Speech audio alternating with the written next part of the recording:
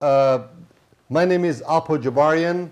I'm the editor and publisher of USA Armenian Life. With me in the studio is U.S. Army Major General retired Mark Maccarley, the founding chairman of AANSI, ANSI, American Armenian National Security Institute. Today is January 2nd, and with us is online Foreign Minister of Artsakh Republic, Nagorno Karabakh Republic, Mr. David Babayan. Today is the 22nd day of the blockage of the Lachin corridor, which is also known Bertsor corridor, the only corridor that connects the besieged people of Artsakh, 120,000, including 30,000 children, is now blocked, continues to be blocked by so-called environmentalists, Azerbaijani environmentalists. With me in the studio is U.S. Army Major General retired Mark Maccarley, Esquire, and he's the founding chairman of AANSI, the American Armenian National Security Institute, ANSI, AANSI. And connected with us on the air is the Foreign Minister of Artsakh Republic, Nagorno Karabakh Republic, Mr. David Babayan. Thank you, Mr. Babayan, for joining us. I'd like to invite Mr. Maccarley to say a few words. Mr. Babayan, I echo that statement from Mr. Jabarian. We appreciate the fact that you're taking your time to communicate with us and frankly communicate to the whole world about the worsening crisis on the Lachin corridor, the only effective transit thoroughfare between Armenia and Nagorno Karabakh, Artsakh. And tonight, I know it's morning your time, Mr. Minister, if you could give us a little background on the reasons for this crisis. And from there, we have several other questions that we hope will allow our audience to have a fuller and better understanding of what is taking place, and more importantly, to recognize the significance to coming to the aid of Artsakh in this period, what could be called one of its greatest crises. Mr. Minister. Thank you very much. It's a great honor to be in the studio and meet all of you. I would like also to congratulate everybody on the New Year holidays and wish peace and stability to all of you and to mankind in general.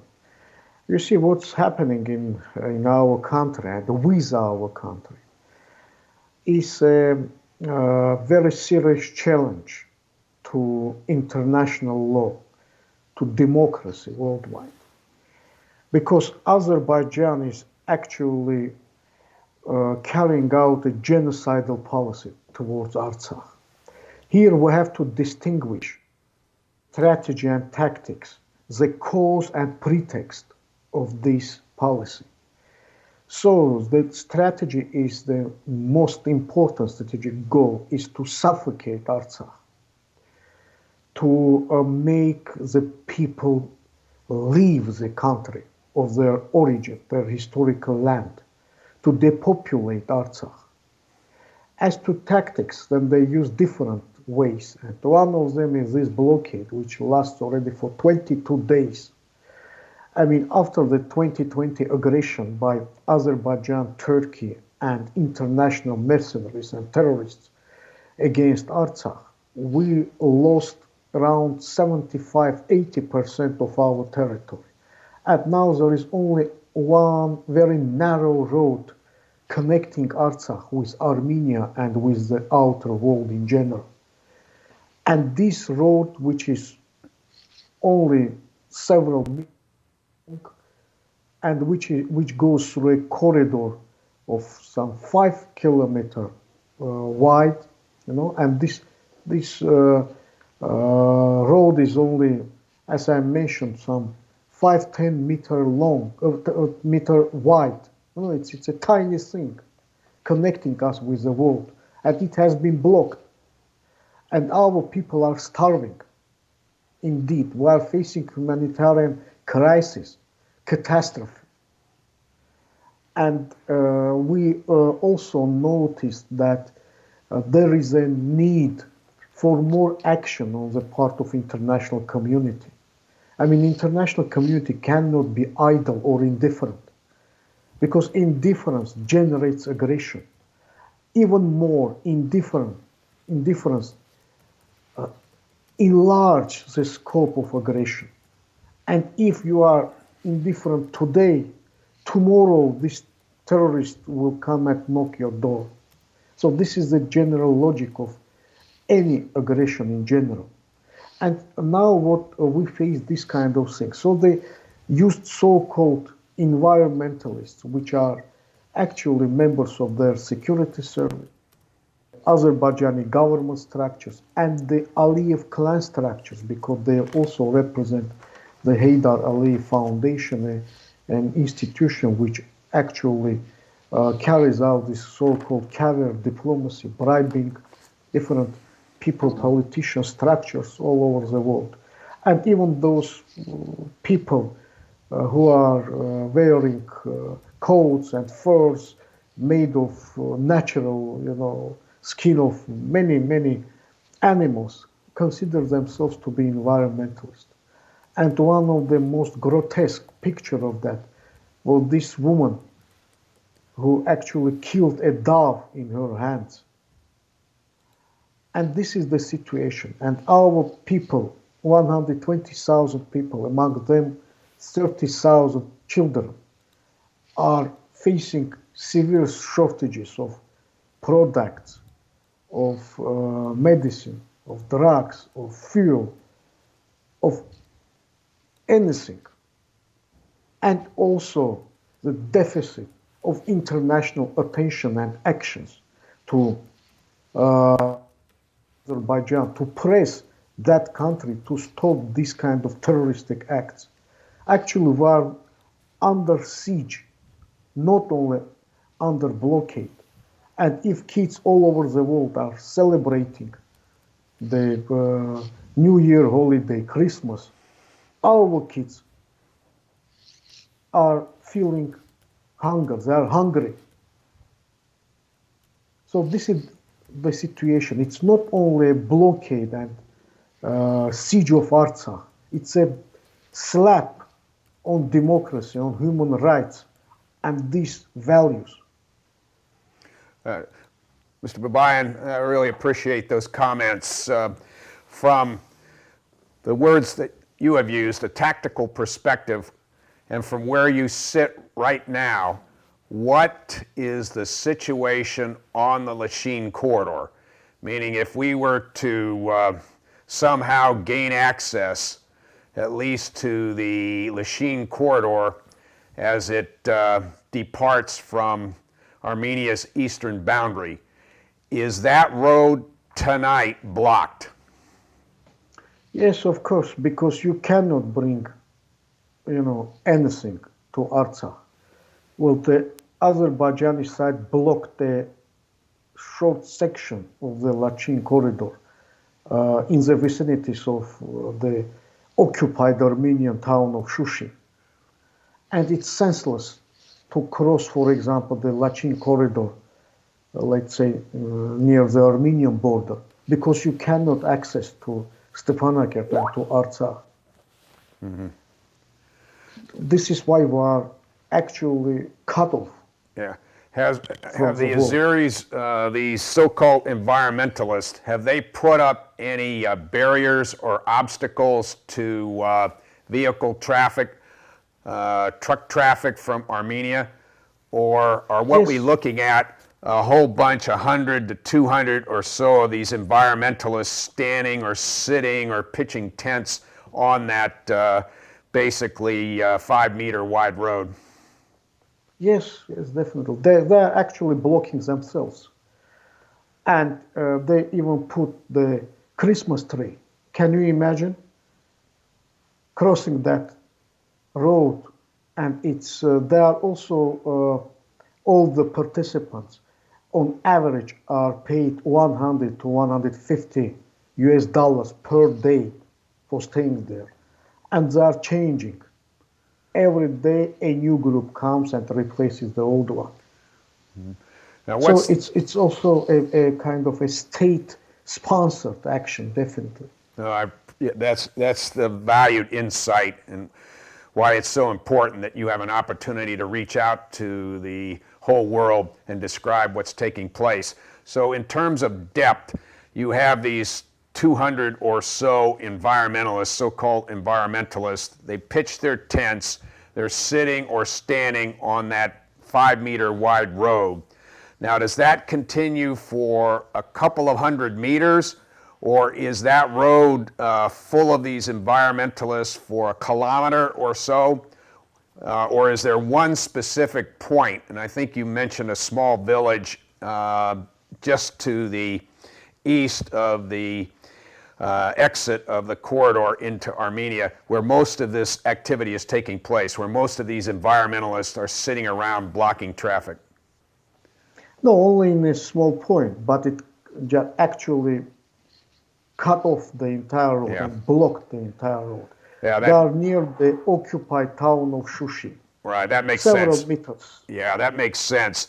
Now, as I understood it, having been there a couple of times, there was to be, and there was, at least for a year or so, the peacekeepers, the Russian peacekeepers. And when I reread the negotiated agreement of November 10th of 2020, Russia assumed an obligation, according to that agreement, to patrol, police, and keep open that Lachine corridor in order to maintain access between the enclave of Artsakh, which is really Stepanakert, and Armenia itself. So the big question is, what has happened to the Russians, whom I assumed would be there in force, remove the environmentalists, the so-called environmentalists, open up the road, and put this crisis to bed? What happened? Well, there are several problems, and actually we need to also make some substantial change in the philosophy of the peacekeeping mission in general, because the Russian peacekeeping force is just a peacekeeper force. It's not a peace enforcement force, you see. This is the problem. So they don't have the mandate to enforce peace. And this generates a real, difficulties when dealing with such kind of provocations on the part of Azerbaijan. Because the Russian peacekeepers, because they lack international mandate and also this peace enforcing components of their mission, they cannot stop such kind of aggression. For example, in Kosovo, in Bosnia, the peacekeeping forces, they had also, and they have the authority of enforcing peace, of stopping any provocation to, they even can nip in the bud these kind of things. But here they don't have. This is the first thing which actually hinders the full-fledged,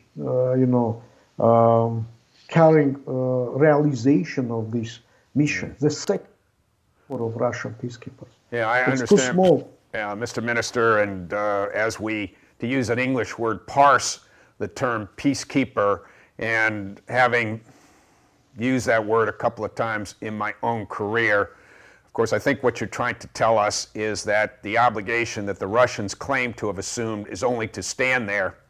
But if there's any provocation, then the Russians will stand aside, because according to the Russians today, that agreement doesn't provide for the Russians taking any sort of active response to remove what you and I agree are terrorists on that roadway. So it's sort of, from my position over here, it looks like a blank check to further aggression on the part of Azerbaijan, because the Russians will take no action, at least as they are now stating to the world community? It turns out that actually what they are doing, of course they have difficulties in dealing with such action, but their presence actually stops a new large-scale genocide of Armenians in Artsakh by Azerbaijan and Turkey. So this is why we apply to international community to provide them a mandate and to increase their number, because in that point where these so-called environmentalist terrorists came and actually blocked the road, there were only 4 or 5 Russian peacekeepers standing. Can you imagine? And then they face 200, 300 people brought from Baku, and majority of them were this actor woman, who came just, started to cry, whatever. And how can the peacekeeper, without mandate, enforce them to stop this kind of things? Of course, it could become a much more dangerous provocation and can entail unpredictable consequences. Yeah, and I fully understand what you are saying and the significance of the words within that agreement. But listening to you from here, and for all of our viewers who are indeed watching and listening, what would then you ask the international community to do?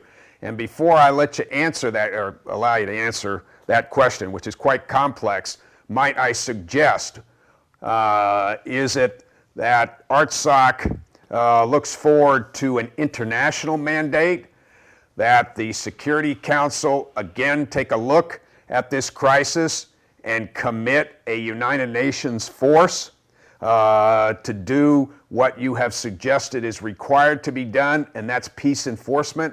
Is that what we are asking the international community and our viewers tonight? Well, our position is the following. We want the Russian peacekeeping force to have international mandate and to add the component of peace enforcement into their mandate. This is the first. Second, we think that international community must be a part of regulating this conflict, but it doesn't mean that it should be only in several, let's say, fields. The international community should carry out political pressure on Azerbaijan, diplomatic pressure, information pressure to force this country stop, violating international law, international humanitarian law, and just the norms of morale. This is why the engagement of international community on a political level, diplomatic level, is very much important. But also the Minsk group has to carry out its fiduciary duty in terms of enforcing peace between Armenians of Artsakh and Azerbaijan, because the Minsk group co-chairs, United States, France, and Russia, have taken upon themselves to maintain peace and ensure the security of the encircled, besieged people of Artsakh. So this is an international duty that rests upon the shoulder of the 3 co-chairs, France, Russia, and United States. So many fellow Armenians around the world have now woken up and discovered that they had the full sense of security under November 10, 2020 agreement that Russians will be protecting the people of Artsakh. Now it turns out that they had the full sense of security. Now we need to mobilize the international community to re-empower the Minsk co-chair to take back their responsibility to ensure peace in the South Caucasus and the security of the people of Artsakh. Well, Mr. Jabarian, yes, of course, international community should take a very active, steps. But before settling political things, because we know that now the relations between the West and Russia have deteriorated. But before these relations are somehow regulated or normalized, we need to open the road because our country is starving.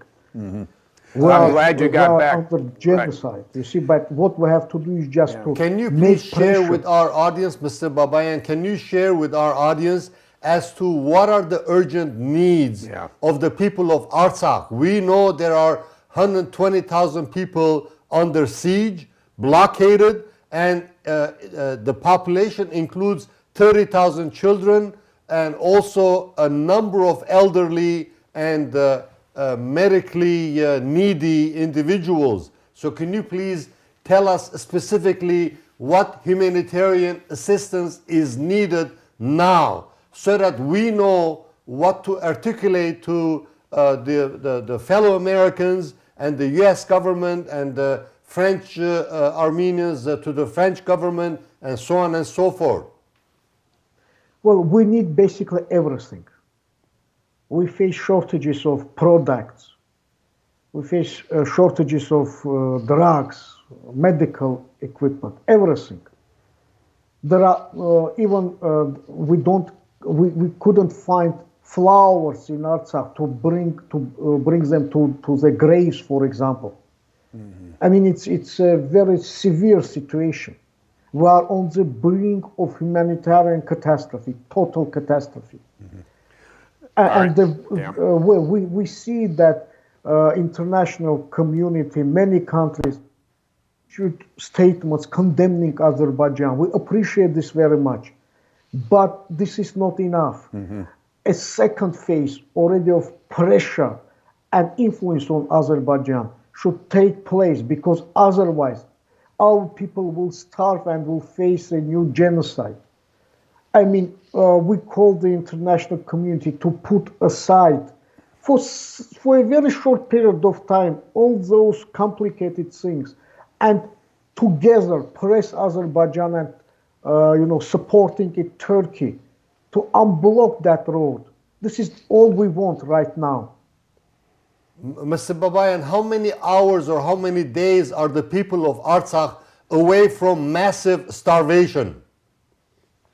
Well, actually, we have already starving, and if the road remains blocked, then very soon we will have a tragedy, and this will be a stigma for the international community and its inability or lack of interest to up the road, you see. So this is not only a challenge, an attack and aggression against the Artsakh Armenians, but it's also an aggression against the civilized community.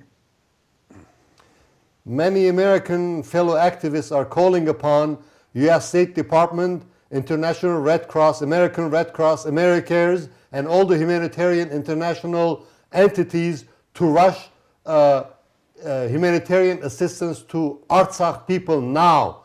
And Mr. Maccarley, what can you say about that? I think that's absolutely an imperative, because from your comments and from other sources that we are privy to, the situation in Stepanakert, Artsakh, what remains of Artsakh, is dire, and I have to underline the terms dire. But it's one thing to accumulate supplies and equipment, medical equipment, all those things that are necessary to keep the people of Artsakh fed, taken care of, and allowed to lead their normal lives. But as I understand, the situation is not only the absence of supplies, but the fact that even if we had a mountain full of supplies on the border between the eastern border of Armenia, as it borders Azerbaijan, and of course the exit point for the Lachin corridor, that corridor is blocked, and I see no other means by which supplies can get into Stepanakert unless those supplies are transported by road and that's the Lachine corridor, that 25 miles or so from the border into Stepanakert. You don't have a railway. In the times I was there is no such thing as air transport. You don't have helicopters. If there were a helicopter or helicopters, they'd be shot down by the Azeris. So right now, this is a point of desperation. So unless, as you say, the international community applies pressure both through the mechanisms of the United States, the United Nations, or the United States and other similarly situated countries who are sensitive to the needs of those who are about to lose their lives as a result of this blockade and siege, unless that pressure somehow applied very quickly, we've got a huge crisis on our hands. It'll just absolutely get worse because there's no other way of resolving it but to undo that blockade. Exactly. Thank you, This is Mr. the Babayan. most Thank you, important, Mr. the urgent Maccarley. thing we need. Yeah, please go ahead, Mr. Babayan. You were going to say a few. And that's Yeah, good as we say goodbye to our viewers. Yes, it's the most important thing we need, just to unblock the road, to save the kids, Yeah. the children, Thank you, Mr. Babayan. and the people. Right, we appreciate it, and keep in contact because we like to, our contribution, of course, as journalists and as those supportive of Artsakh and Armenia, we want to get that message out because we don't think it's been adequately circulated around the world. Thank you, Mr. Babayan. Thank you, Thank Mr. you very Maccarley. We shall continue our efforts and reports as they come in from Stepanakert.